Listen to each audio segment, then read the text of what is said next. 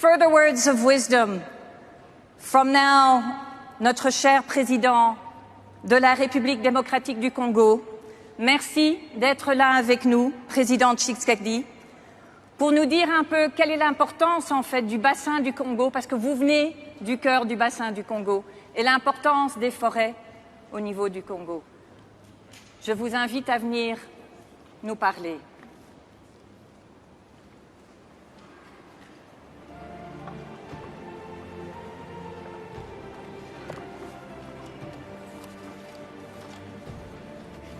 Monsieur le Premier ministre du Royaume-Uni, Messieurs les chefs d'État, Mesdames et Messieurs, distingués invités, c'est un grand honneur pour moi de prendre la parole du haut de cette tribune consacrée aux forêts et à l'utilisation des terres. Permettez-moi de féliciter de manière particulière M. Boris Johnson, Premier ministre du Royaume-Uni, pour cette initiative. Je voudrais saluer particulièrement l'intérêt porté sur le bassin du Congo par ce sommet des leaders mondiaux.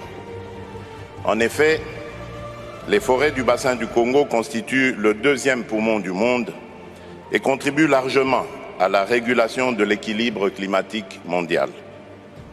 Ce massif forestier est toutefois exposé au risque de déforestation.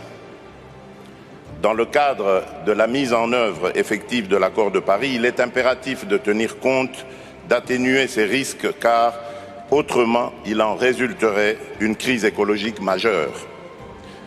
Dans le cadre de la Commission des forêts de l'Afrique centrale, la COMIFAC, les pays membres du bassin du Congo partagent la vision d'un avenir durable. À cet effet, ils focalisent leurs efforts sur l'amélioration des conditions de vie de leur population.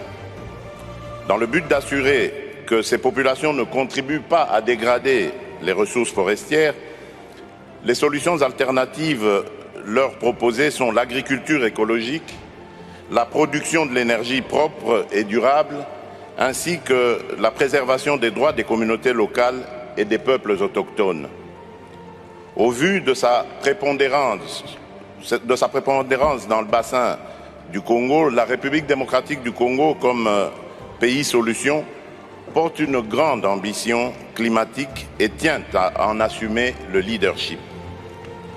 Mesdames et Messieurs, en ma qualité de président en exercice de l'Union africaine, j'ai